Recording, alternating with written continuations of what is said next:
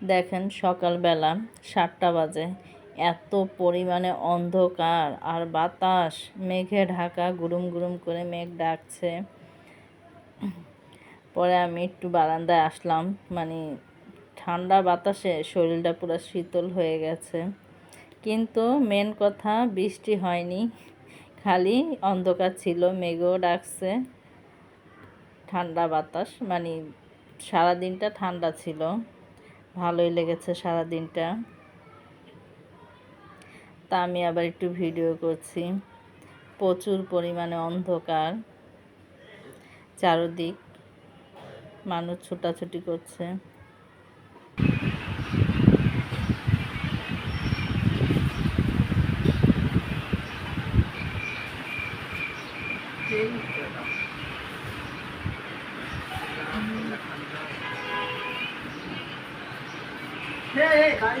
ঠান্ডা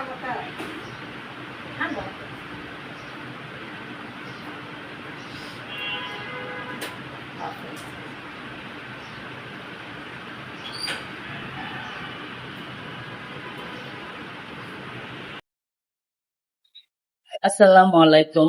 আপনার সবাই কেমন আছেন? আশা করি ভালো আছেন। আমিও আল্লাহর অশেষ রহমতে ভালো আছি। আজকে একটা নতুন করে ভিডিও শুরু করলাম। যদি আমার ভিডিওটা ভালো লাগে তাহলে অবশ্যই লাইক, কমেন্ট, শেয়ার এবং সাবস্ক্রাইব করে দেবেন। তা আপনারা আমাকে বেশি বেশি করে সাপোর্ট করবেন। দেখার শুরুতে একটা লাইক দিয়ে দিবেন। আপনাদের সাপোর্ট এবং দোয়া ও ভালোবাসা আমার খুবই দরকার। আমি সামনের দিকে এগিয়ে যেতে পারবো আপনাদের দোয়া ভালোবাসা পেলে। তা আপনারা আমাকে সাপোর্ট করুন, আমি জানি সামনের দিকে এগিয়ে যেতে পারি। তা দেখতে থাকেন আজকে আমি সারাদিন কি করছি। একদম নাস্তা নিয়ে বসেছি, এখন নাস্তা খাবো।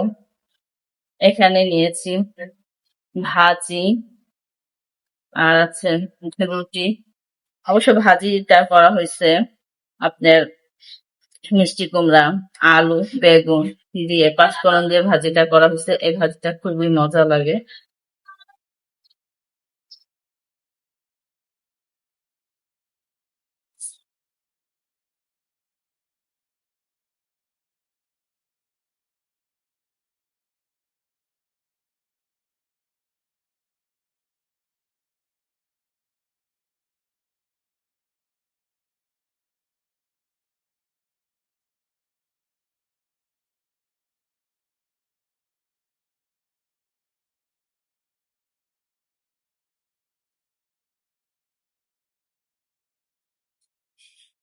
চা নিয়ে বসছি, নাস্তা খাওয়া শেষ, একটা চা খাচ্ছি।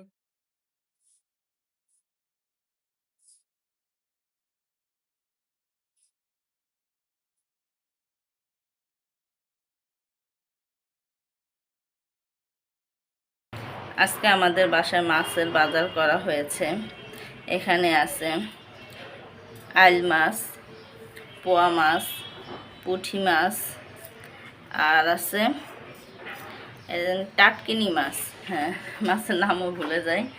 এখানে আছে শিং মাছ, চিংড়ি মাছ, আর ওটা হয়েছে আইল মাছ।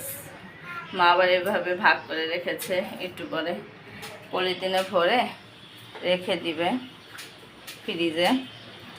আর ইলিশ মাছ আনা হয়েছে, মা আবার কেটে ফ্রিজে রেখে দিছে।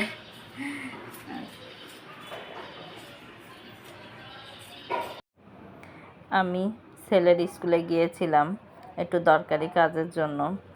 তো ওখান থেকে আসার সময় দেখি গরুর হাট বসছে ছেলের স্কুলের সামনে দিয়ে, তাই একটু ভিডিও করে নিলাম।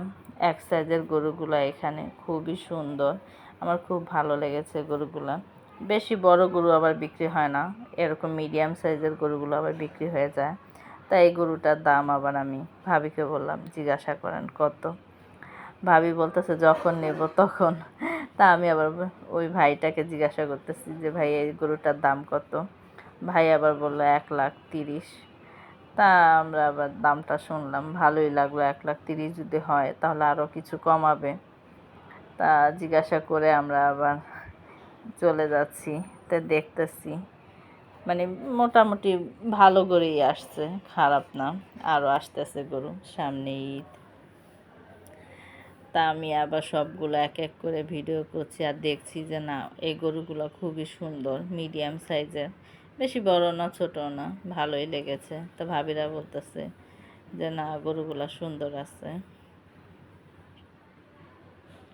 তা আসার সময় একটু ভিডিও করে নিয়ে আসলাম। আপনারা যদি গরু কিনতে চান তাহলে আমাদের শনিয়াকড়া আসতে পারেন। আমাদের শনিয়াকড়া অনেক বড় হাট বসে, তা গরুগুলো ভালোই, খারাপ না, আমার কাছে খুবই ভালো লেগেছে। তা আপনারা আসতে পারেন, গরু কিনতে পারেন।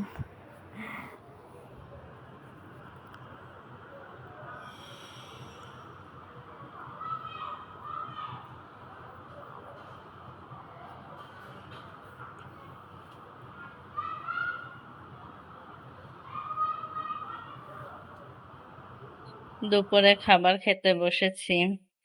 এখানে নিয়েছি আমি ইলিশ মাছের কাঁকড়া ভর্তা, সাথে আছে লেবু। এখানে আছে ইলিশ মাছ দিয়ে কচু দিয়ে রান্না করা হয়েছে। আর এখানে আছে কচু শাক রান্না করা হয়েছে।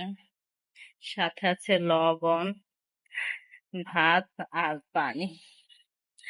সব নিয়ে একসাথে বসছি।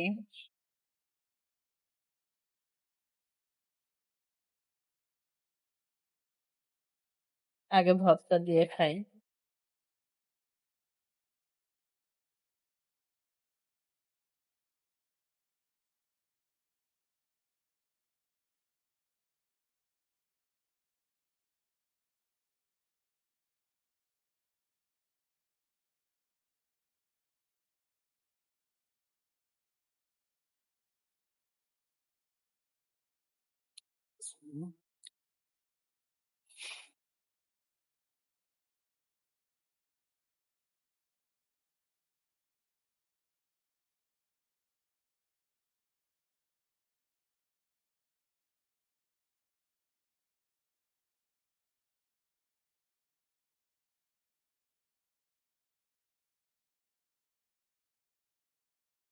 ভর্তাটা অনেক মজা হয়েছে। মাছের তরকারি নিয়ে নিছি, কচুটাও মজা হয়েছে, কচু দিয়েও খেলাম।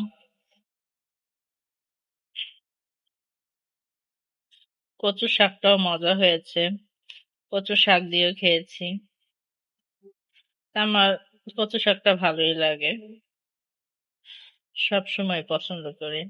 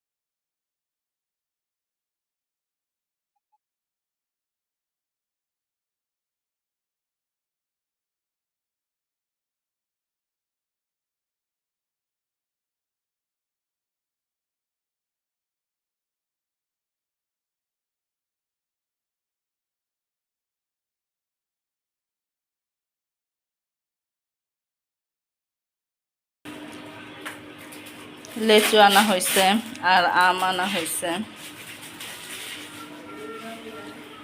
লেচু কত নিচ্ছে? এখন তো লেচুর দাম বাইরে গেছে না? 500।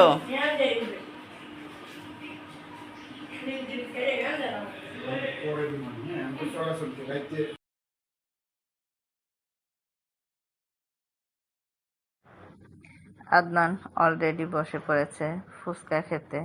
তা আমাদের এখানে দোকানের ফুচকাটা খুবই মজা। যে ফুচকাটা আনা হয়েছে আমরা মাঝে মাঝে এই দোকান থেকে এনে খাই।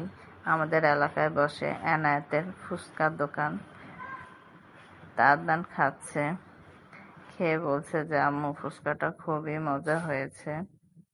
তো আবার সবকিছু নিচ্ছে, টক নিল, এখন আবার ঘুগনিটা নিচ্ছে। তার সাথে আমরাও খাবো সবাই মিলে। ফুচকাগুলোর পরিমাণ অনেক বড়, মানে একটা মুখে দিলে মনে করেন যে মুখ ভরে যায়। আমার আম্মা আবার লেচু নিয়ে আসছে, বলতেছে লেচু লেচু দেখি। আমি বলতেছি যে না এখন না, পরে খাবে না, আগে ফুচকা খাক। পরে আম্মা আবার লেচুটা সরিয়ে নিয়ে গেল।